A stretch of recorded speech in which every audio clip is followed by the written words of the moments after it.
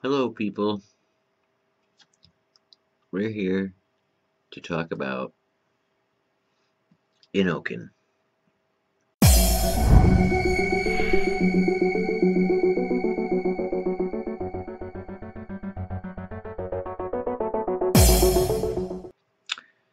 I don't even know where to begin. Um, I'll begin with a vape.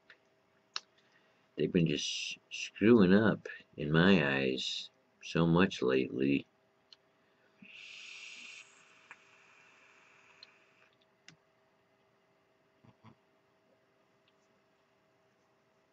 Here, we'll start out with this one, I guess. I noticed, I noticed with the this MPV 30 Pro, I would set it down on my table, and it would have a lean to it. It always would, like looking at it, it leans to the left, so okay. It would always like be leaning this way here. Not quite that much, but I'd put it on the table, and it would be have a little lean to it.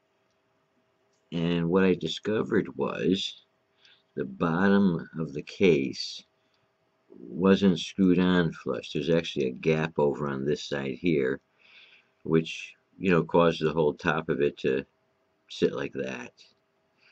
And I said, well, okay, I'll tighten up the screws. And they're T6. The top ones are fine. I get a T6 into them. The bottom ones, I have to fight to push a T6 into it. I can only get it to go about halfway in. It's like the screws themselves are defective, like they weren't cut right for the Torx. And I started thinking maybe they were T5 on the bottom. And my set only went down to a T6, so I actually went out and bought this little screwdriver, Torx driver, that has a T4, 5, 6, and on up to a 10. Well, the 5, I put it in here and it just floats around. It's definitely the T6, but it's not cut right. Like I said, it doesn't set in. So I kind of have to force hold it and turn it. And when I did, I found out that they're stripped. Actually, 3 out of the 4 are stripped. The short one that's hidden under this corner here is the only one that's really gripping. If I take all the screws out and just hold this bottom plate on, it sits nice and flush.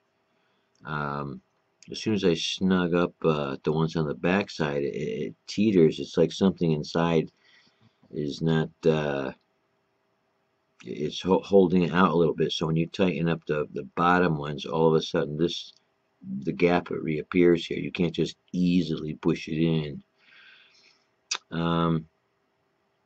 I don't know, it's probably what happened at the factory. They're trying to tighten up, getting that gap to close up, and they end up stripping the screws out. Not to mention that the heads are not cut right, and they didn't have a good bite on them. I don't know. I wrote to Innokin earlier today, asked them if they would send me a few screws, new screws for this. The unit works, so, I don't want to push the issue and end up with something that doesn't work at all. Let me see if I can put this on manual focus, which actually I think it already is on. It's probably been blurry all this time. Yeah, the autofocus wasn't even on, so probably. Well, let's see if it actually works. We'll try to concentrate on this lower corner here. If it will focus in, I do not know. Let's see. Let's see what we can do here. Come on, do your thing. Yeah, there you go. You can kind of see that one side has a gap and the other side doesn't. Right? I don't know if I can angle it correctly so you can get a light to shine actually in it. You can actually see the insides of it, but you can kind of see it there. One side is hanging down, and that's the side that these darn screws are not. Like I said, they're not cut right, so I can't get the T6 to even. I gotta try to force them into the darn thing, But anyways, that's the first little problem. Like I said, it works. I'll continue using it the way it is. I mean, if they said, oh, send it back to us, I probably wouldn't, as long as this doesn't get worse and start falling off. Then I'll kick myself in the ass that I didn't send it back if that's what they suggest.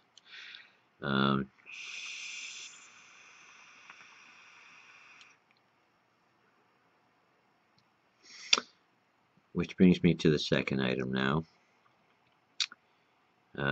Another Innokin product, the Cool Fire 4, which I was very pleased with until earlier today. I went to put an atomizer on it. I was actually checking one of those little 510 atomizer ohm checker readers, and I was going to compare the reading on it to what I got with the MVP30 Pro and the Cool Fire 4, and take my just spilled something over here. I was going to compare it and then to the little reader just to see how accurate it was, because all the reviews on it were very good. Everybody that reviewed it claimed that it was very accurate, and it was real cheap. It was one of those Chinese ones. It was $9.05, and they have half a dozen of them to pick from. And I know I'm getting off subject, but while I'm there, those little ohm readers, they all look alike. They must buy the cases and stuff, all come from one factory. I mean, some have an extra vent hole on the front of them, some have a screw on the bottom, some don't.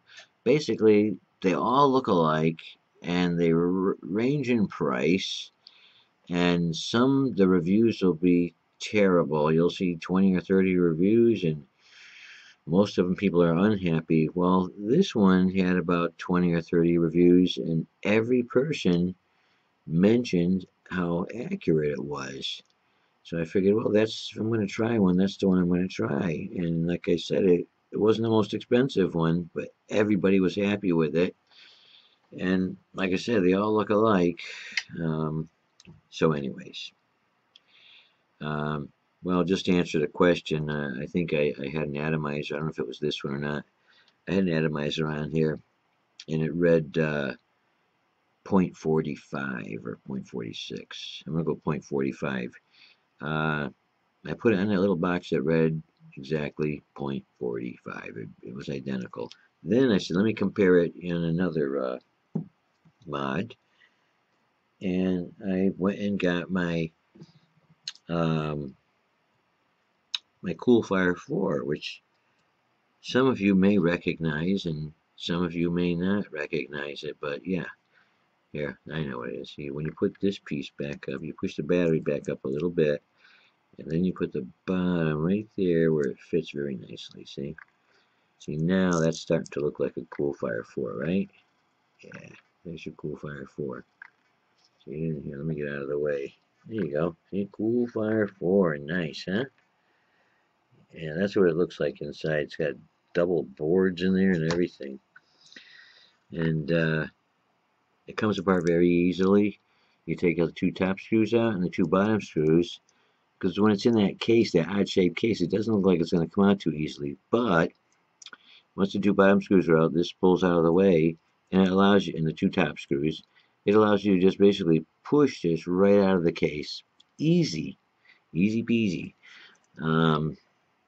So anyways, I went to use this to get a reading, and it said, check atomizer, just like it does now. Check atomizer. And the reading over here was all dashes. And I tried several on it, and they all said the same thing. And this atomizer and all the rest of them worked fine on other things. So it was in this unit, which I stretched apart and took apart and traced the wires out, because I could even stick a screwdriver in there and short it out. And it still just says check atomizer with a bunch of dash lines, no reading. So it tells me it's not even getting a reading. So I followed the wires out, and it was a real mess with a ground wire, actually. went to over here, which I don't know if you're gonna be able to see that. Let's see, let me find it first. Right where my finger is. And down in there, let's see, we'll give it a second. Maybe I'll try that manual focus here. Where is it? Bear with me, please. I don't do this too much, but let's see. Here we go. Here we go. We're kind of getting it. I went by it, didn't I? Well, somewhere around there. Anyways, there's a screw. Yeah, you can see the screw underneath that where my finger is. Let's see, can I get it in there? Yeah, screw there was hanging down some, so there was actually a gap on the top of the board, and where that solder is, it's just not showing good. Let's try something here. Let's see if this is gonna work. I'm just not having any luck. I'm not 100% prepared here for this, but anyways, you're just gonna have to take my word for it. Let me put this focus thing back on. Yeah, so the positive wire looks real good. It itself is grounded right to the case. This plastic cover just pries off. It's all metal to metal, circles right around into the case. It's getting the ground and the ground wire in there. It was a real mess where it was connected up through where it's soldered. It looked like some of the solder spilled over onto the pin, almost like a thread of solder. It didn't look neat. It looked like a mistake, like a mess. Anyways, and like I said, I saw a space and I was able to move this board over a little bit and get a screwdriver in it, and I was able to snug up on it. Nothing I did made any improvements. It's still the same thing. Everything I did, it's check atomizer, no reading. I mean, it's going the way of the two previous eye sticks I had. It seems it doesn't matter how much you pay for something. If it's a piece of junk that's going to get you 2 months, you could pay $10 for it, or you could pay $50 for it. It's still only going to last you that same 2 months, no matter what you pay for it. I'm to the point where I'm thinking I should just stick with the cheap stuff because I get a couple months out of them, and I'm only getting a couple months when I spend more. In the case of the MVP Pro, it's working. It's been about a month and a half, 5 weeks actually. Even though the bottom is kind of separating from the body, it has a couple of strip screws there, and as long as it keeps working. You'll also notice this board back here. Here we go again with the focus, right? Let's see. Can we see that board? See how it's like on an angle, that bottom one? It's not neat. It's not Innokin quality. After this, after the MVP, 2 in a row, I'm starting to think that, excuse me while I take a sip of my other favorite thing besides vaping is coffee. It actually has a lot to do with vaping because I got about 4 or 5 drops of peanut butter flavoring that I dripped in the cup. Some of my vaping flavoring, and it's actually pretty good. I actually like it. I've done it about 3 times now. First time was an experiment, and I figured I'd never do it again. Well, I had a cup without it, and I kind of missed it. I said, geez, you can really taste the flavoring, and it's a nice smooth flavoring that it's adding to it. It's hard to explain. But don't be afraid to try some of your, if you make your own juice, some of your vaping flavors. and go ahead and add them to coffee. Take a glass of ice water and some sugar. Put a couple your strawberry flavor or whatever in it, and make yourself a drink out of it. You might find that you have a new hobby ahead of you when you start find something you like. So, anyways, um, what was I saying before that? Before the coffee? Um, Geez, that's the problem when I just turned 60 a month ago, and the memory is a little worse than it used to be. I'm killing time here telling you that while I'm trying to remember what the hell I was saying. Yeah, that's how bad it gets. I know I was talking about this, but anyways, Innokin. After two products right in a row that I have something to complain about, and before this died, I actually had another problem with it, which I could live with. Um, uh, some people tell you they don't let their battery go down as far as the red light blinks. Um, Hey, if I notice the red light's on, I may charge it. But with me, I'm not always looking at the light. I'm happily vaping away. I'm doing other things. I'm watching a movie, whatever. And just all of a sudden, my vape goes cold. And then I look and, oh, the red light's blinking. It's time for a charge. Well, every time it gets down to the point that the red light actually blinks, that the unit actually shuts down, all the memory's gone. It does not remember your settings. And I know they claim that it's supposed to, but it doesn't once the light starts blinking, and I don't know if that's just mine. Was mine. I won't be able to tell you anymore.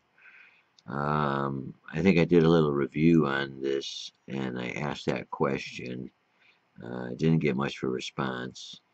Um, but yeah, every time the light starts blinking, if I could have it set for 30 watts, say, um, it'll drop down to the display will change to volts, and it will go to 4 volts. I'll switch it over to watts, and it will say 8 watts, and then I have to bring it back up, and it will do that, and it'll go to those numbers, 4 volts and 8 watts, every single time that the battery goes dead enough to make it blink the red light when it actually shuts down. So I'm still curious if everybody else's does that once it goes dead. But anyways, I think Innokin has had such a great reputation for so long because they have made many great products. They still do, and they make quality products. They always have, but after seeing the quality that's in these last two products that I have here,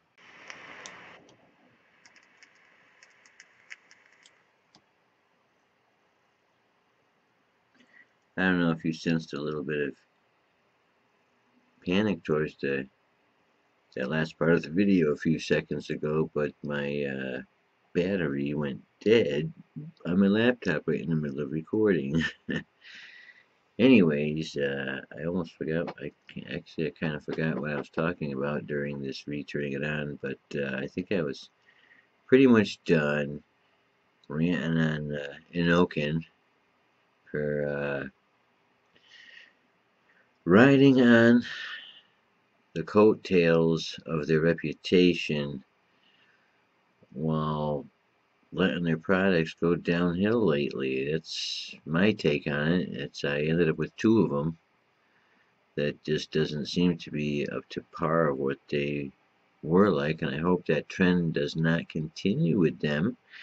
I can tell you this, if they were a brand new company and you never heard of Innokin before, uh, say they were uh, re-Innokin instead of Innokin, just something you never heard of before, and they made products like these last two that I got, I don't think they would stay in business very long. Right now, like I said, they have a reputation preceding these products, and that's keeping them alive right now. They could they could put out some shit for a little while and still survive, but if they continue to do that, it'll catch up to them. So, Innokin, if you're watching this, you gotta step up that quality control, or it's gonna bite you where you don't want to be bitten in the near future. Especially if I'm not the only one that's experiencing these problems. So, I guess that's about it for this video, and we will see you in the next one. And I'll probably have something non-Innokin to show you. Take care, guys.